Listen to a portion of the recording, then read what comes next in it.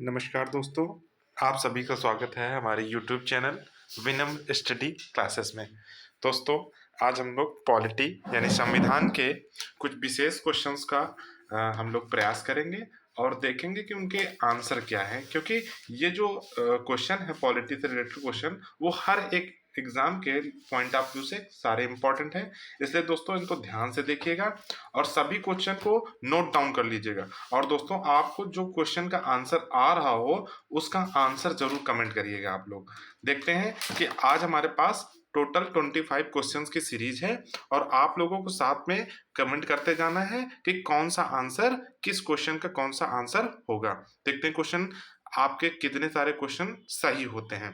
तो दोस्तों, ईमानदारी से इसको करिएगा और अपने आप इसका एनालिसिस करिएगा कि हमारे कितने क्वेश्चन सही हैं या कितने क्वेश्चन गलत हैं, और आगे वैसे सही करने का प्रयास करिएगा। तो चलिए दोस्तों, आज हम लोग संविधान के कुछ इंपॉर्टेंट क्वेश्चंस को डिस्कस करते हैं जो कि हमारे प्रस्तावना यानी प्रियम्बल से रिलेटेड हैं। तो चलिए दोस्तों, हम लोग बिना देरी किए हुए शुरू करते हैं आज का सेशन। तो सर्वप्रथम हमारा फर्स्ट क्वेश्चन है, पहला क्वेश्चन है कि भारत एक धर्मनिरपेक्ष राज्य है। इसका मतलब है कि भारतीय राज्य किसका समर्थन करता है। यानी भारत एक धर्मनिरपेक्ष राज्य है, इसका मतलब है कि भारतीय राज्य किसका समर्थन करता है। तो दोस्तों, फर्स्ट हमारे पास ऑप्शन दे रखा है कि ए ऑप्शन है धर्म विरोधी नागरिकों का समर्थन करता है। सेकेंड ऑप्शन यानी बी ऑप्शन है बहुसंख्यक समुदाय के धर्म का समर्थन करता है। सी ऑप्शन है अल्पसंख्यक समुदाय के धर्म का समर्थन करता है।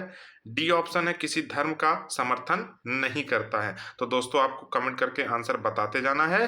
तो दोस्तों, इसका जो राइट आंसर हो जाएगा वो है ऑप्शन नंबर डी, यानी जो हमारा भारत एक धर्मनिरपेक्ष राज्य है, इसका मतलब यह है कि किसी निश्चित धर्म का समर्थन भारत देश नहीं करता है। चलिए दोस्तों, हम लोग चलते हैं अपने नेक्स्ट क्वेश्चन की तरफ। तो नेक्स्ट क्वेश्चन है, भारतीय संविधान का प्राधिकार स्रोत कौन है। यानी भारतीय संविधान का जो स्रोत है वो क्या है। फर्स्ट ऑप्शन है राष्ट्रपति यानी प्रेसिडेंट। बी ऑप्शन है भारत के लोग। सी ऑप्शन है सर्वोच्च न्यायालय। डी ऑप्शन है सरकार। तो दोस्तों, आपको कमेंट करके इसका बताना है कि राइट आंसर क्या होगा। तो दोस्तों, इसका जो राइट आंसर हो जाएगा वो भारत के लोग, यानी जो भारत का संविधान है उसका जो मूल स्रोत है वो क्या है, भारत के लोग। इस तरीके से हमारा जो राइट आंसर हो जाएगा ऑप्शन नंबर बी हो जाएगा। चलिए दोस्तों, हम लोग चलते हैं अपने नेक्स्ट क्वेश्चन की तरफ। नेक्स्ट क्वेश्चन है, निम्नलिखित में से वे दो शब्द कौन से हैं जिनका समावेशन 42वें संविधान संशोधन द्वारा उद्देशिका में किया गया था। यानी जो संविधान की उद्देशिका थी उसमें 42वें संविधान संशोधन द्वारा कौन कौन से शब्दों को जोड़ा गया था, ऐड किया गया था। तो जो 42वां संविधान संशोधन है दोस्तों, वो बहुत ही इंपॉर्टेंट संविधान संशोधन है। तो इसमें क्या क्या शब्द जोड़े गए थे उन दो शब्दों के बारे में हमको बताना है। तो दोस्तों, पहला हमारे पास ऑप्शन है, पहला ऑप्शन है धर्मनिरपेक्ष लोकतांत्रिक। सेकंड ऑप्शन है प्रभुत्व संपन्न लोकतांत्रिक। थर्ड ऑप्शन है समाजवादी धर्मनिरपेक्ष। डी ऑप्शन है धर्मनिरपेक्ष गणतंत्र। तो दोस्तों, 42वें संविधान संशोधन द्वारा जो है कौन से जोड़े गए थे, तो बेसिकली हमारे पास जो ऑप्शन नंबर सी है यानी समाजवादी धर्मनिरपेक्ष, ये दो शब्द जो है वो 42वें संविधान संशोधन द्वारा जोड़ा गया था। और इसके अलावा एक और शब्द 42वें संविधान संशोधन द्वारा जोड़ा गया था, वो है अखंडता। अखंडता शब्द भी 42वें संविधान संशोधन द्वारा जो है संविधान की उद्देशिका में जोड़ा गया था। तो इस तरीके से राइट आंसर जो हो जाएगा वो हो जाएगा ऑप्शन नंबर सी, समाजवादी धर्मनिरपेक्ष। चलिए दोस्तों, हम लोग चलते हैं अपने नेक्स्ट क्वेश्चन की तरफ। नेक्स्ट क्वेश्चन है क्वेश्चन नंबर 4, भारतीय संविधान की प्रस्तावना में भारत को किस रूप में घोषित किया गया है। तो ऑप्शन नंबर ए है एक सार्वभौम प्रजातांत्रिक गणतंत्र। ऑप्शन नंबर बी है एक समाजवादी प्रजातांत्रिक गणतंत्र। ऑप्शन नंबर सी है एक प्रभुत्व संपन्न समाजवादी धर्मनिरपेक्ष प्रजातांत्रिक गणराज्य। और ऑप्शन नंबर डी है इनमें से कोई नहीं। तो आप लोगों को कमेंट करते बताना है दोस्तों कि इसका जो क्वेश्चन नंबर 4 है उसका राइट आंसर क्या हो जाएगा। तो चलिए दोस्तों, जो क्वेश्चन नंबर 4 है उसका जो राइट आंसर हो जाएगा वो हो जाएगा ऑप्शन नंबर सी, यानी एक प्रभुत्व संपन्न समाजवादी धर्मनिरपेक्ष प्रजातांत्रिक गणराज्य। इस तरीके से ऑप्शन नंबर सी हमारा राइट आंसर हो जाएगा। चलिए दोस्तों, हम लोग चलते हैं अपने नेक्स्ट क्वेश्चन की तरफ। क्वेश्चन नंबर 5 है, भारत एक गणतंत्र है, इसका क्या अर्थ है? भारत एक गणतंत्र है, इसका क्या अर्थ है? तो ऑप्शन नंबर ए है, सभी मामलों में अंतिम अधिकार जनता के पास है। ऑप्शन नंबर बी है, भारत में संसदीय शासन व्यवस्था है। ऑप्शन नंबर सी है, भारत में वंशानुगत शासन नहीं है। ऑप्शन नंबर डी है, भारत राज्यों का एक संघ है। तो क्वेश्चन नंबर 5 का जो राइट आंसर हो जाएगा वो दोस्तों हमारे पास हो जाएगा आंसर, जो क्वेश्चन नंबर 5 है उसका राइट आंसर जो हो जाएगा वो हो जाएगा ऑप्शन नंबर सी, भारत में वंशानुगत शासन नहीं है। दोस्तों आप लोग भी करंट कमेंट करते रहिएगा कि कौन सा आंसर आपका सही है और उसको मैच करिएगा। इस तरीके से क्वेश्चन नंबर 5 पे जो राइट आंसर हो जाएगा वो हो जाएगा ऑप्शन नंबर सी। चलिए दोस्तों, हम लोग चलते हैं अपने नेक्स्ट क्वेश्चन की तरफ। क्वेश्चन नंबर 6 है, निम्नलिखित में से कौन सा शब्द भारत के संविधान की उद्देशिका में नहीं है? तो ऑप्शन नंबर फर्स्ट है समाजवादी। ऑप्शन नंबर सेकंड है पंथ निरपेक्ष। ऑप्शन नंबर सी है प्रभुत्व संपन्न। ऑप्शन नंबर डी है लोक कल्याण। तो इसका जो राइट आंसर है, हमारे संविधान की जो उद्देशिका है उसमें समाजवादी, पंथ निरपेक्ष और प्रभुत्व संपन्न तीनों हमारे उद्देशिका में सम्मिलित है, लेकिन जो लोक कल्याण है, लोक कल्याण शब्द हमारे उद्देशिका में उल्लेख नहीं किया गया था। इसका जो राइट आंसर हो जाएगा वो हो जाएगा ऑप्शन नंबर डी। चलिए दोस्तों, हम लोग चलते हैं अपने नेक्स्ट क्वेश्चन की तरफ।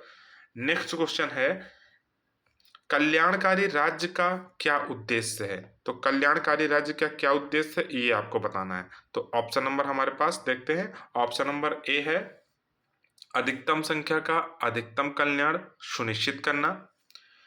ऑप्शन नंबर बी है कमजोर वर्गों के कल्याण का प्रबंध करना।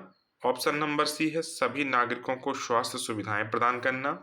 ऑप्शन नंबर डी है उपयुक्त में से कोई नहीं।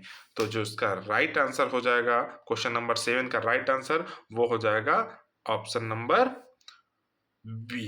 ऑप्शन नंबर बी हमारा बिल्कुल राइट आंसर हो जाएगा, कमजोर वर्गों के कल्याण का प्रबंध करना। नेक्स्ट क्वेश्चन है क्वेश्चन नंबर 8, भारत को एक गणराज्य मुख्य रूप से माना जाता है क्योंकि? ऑप्शन नंबर फर्स्ट है राज्याध्यक्ष का चुनाव होता है। ऑप्शन नंबर बी है उसे 15 अगस्त 1947 को स्वतंत्रता मिली थी। ऑप्शन नंबर सी है उसका अपना लिखित संविधान है। ऑप्शन नंबर डी है उसकी सरकार संसदीय प्रणाली के अनुसार है। दोस्तों इसका जो राइट आंसर हो जाएगा क्वेश्चन नंबर 8 का वो हो जाएगा ऑप्शन नंबर ए, राज्याध्यक्ष का चुनाव होता है। चलिए दोस्तों, हमारा क्वेश्चन नंबर 9 है, भारतीय संविधान की प्रस्तावना के सिलसिले में निम्नलिखित में से कौन सा क्रम सही है? ये आपको दोस्तों बताना है। भारतीय संविधान की प्रस्तावना के सिलसिले में निम्नलिखित में से कौन सा क्रम सही है? तो दोस्तों देखिए, हमारा फर्स्ट जो ऑप्शन हो जाएगा गणतंत्र, जनवादी, धर्मनिरपेक्ष, समाजवादी, सार्वभौम सत्ता, संपन्न। ऑप्शन नंबर बी है सार्वभौम सत्ता, संपन्न, समाजवादी, जनवादी, धर्मनिरपेक्ष, गणतंत्र। ऑप्शन नंबर सी है सार्वभौम सत्ता, संपन्न, जनवादी, धर्मनिरपेक्ष, समाजवादी, गणतंत्र। ऑप्शन नंबर 4 है, ऑप्शन नंबर डी है सार्वभौम सत्ता, संपन्न, समाजवादी, धर्मनिरपेक्ष, जनवादी, गणतंत्र। तो दोस्तों इसका जो राइट आंसर हो जाएगा क्वेश्चन नंबर 9 का वो हो जाएगा option number D. Option number D में से सार्वभौम सत्ता, संपन्न, समाजवादी, धर्मनिरपेक्ष, जनवादी और गणतंत्र ये हमारे प्रस्तावना में उल्लेखित हैं या हमारे प्रस्तावना में ये दिए गए हैं।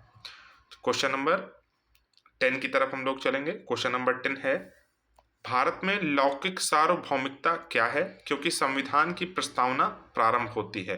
भारत में लौकिक सार्वभौमिकता क्या है वो हमें बताना है, और ये जो है संविधान की प्रस्तावना में वो जो है शुरू होती है, नहीं संविधान की जो प्रस्तावना है, प्रियम्बल है, वो उन्हीं शब्दों से शुरू होती है।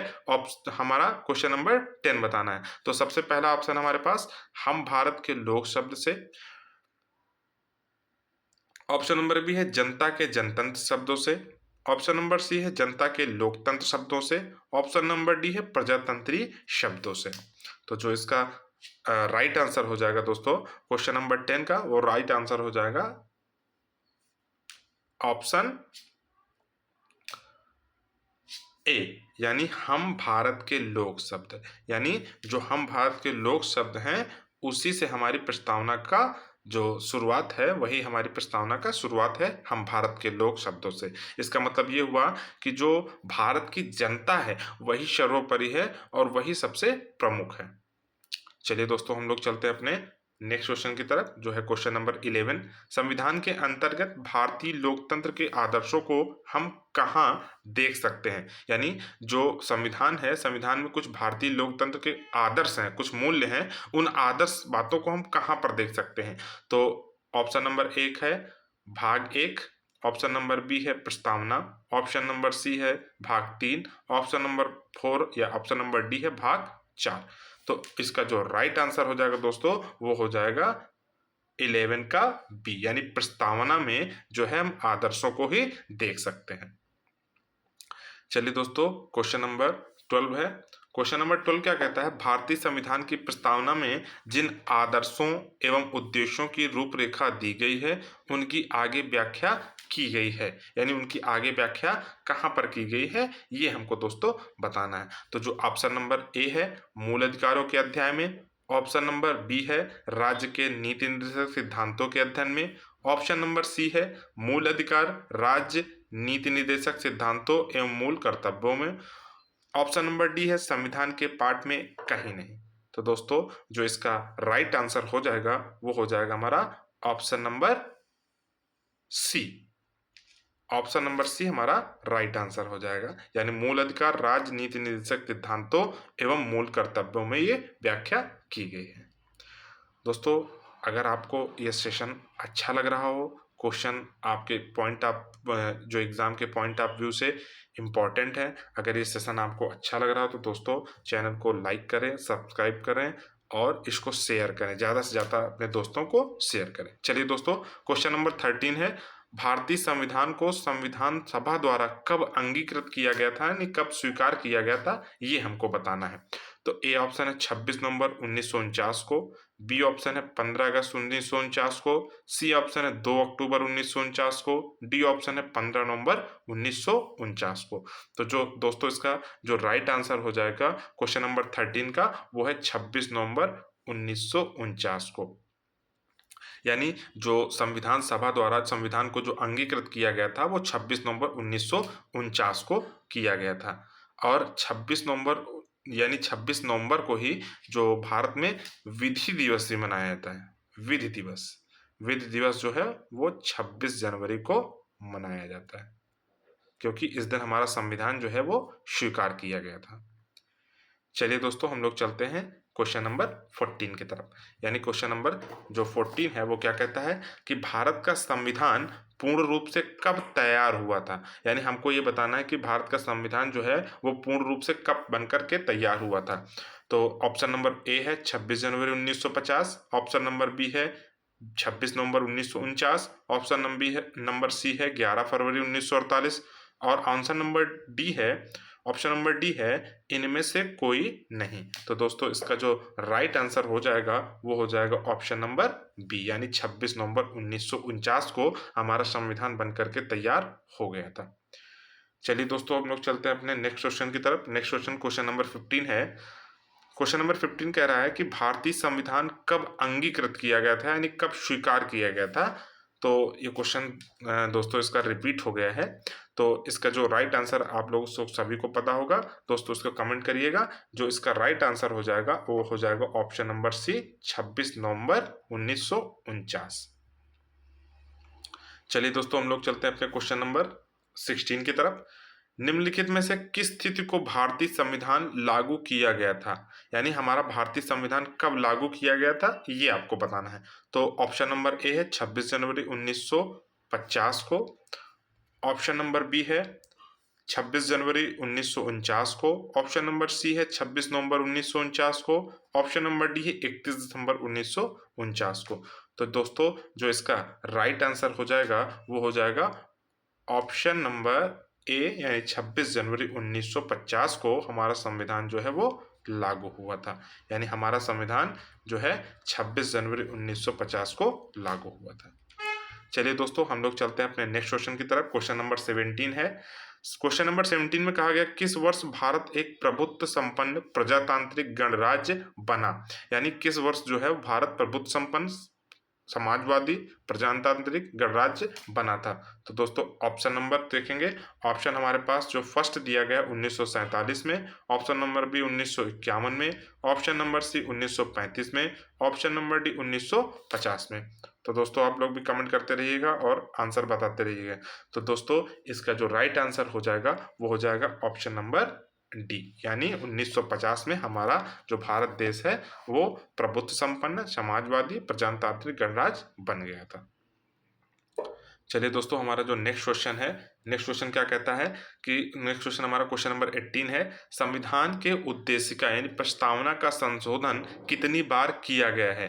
तो संविधान की जो प्रस्तावना यानी प्रियम्बुल है उसका कितनी बार संशोधन किया जा चुका है वो हमें दोस्तों बताना है। तो ऑप्शन नंबर ए है 3 बार, ऑप्शन नंबर बी है 2 बार, ऑप्शन नंबर सी है 1 बार और ऑप्शन नंबर डी है संशोधन नहीं किया गया। तो दोस्तों जो इसका राइट आंसर हो जाएगा वो हो जाएगा ऑप्शन नंबर सी, यानी हमारी संविधान की प्रस्तावना में केवल 1 बार संशोधन किया गया है, वो भी 42वां संविधान संशोधन 1976 में किया गया है।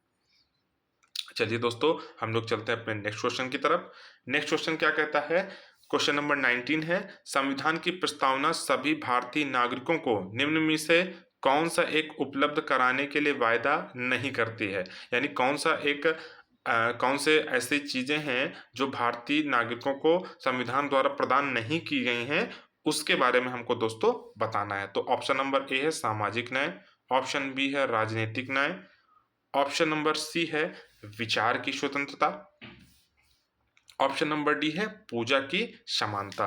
तो जो इसका राइट आंसर हो जाएगा दोस्तों वो इसका राइट आंसर हो जाएगा ऑप्शन नंबर डी, पूजा की समानता। ये जो है हमारे संविधान में नहीं दिया गया है।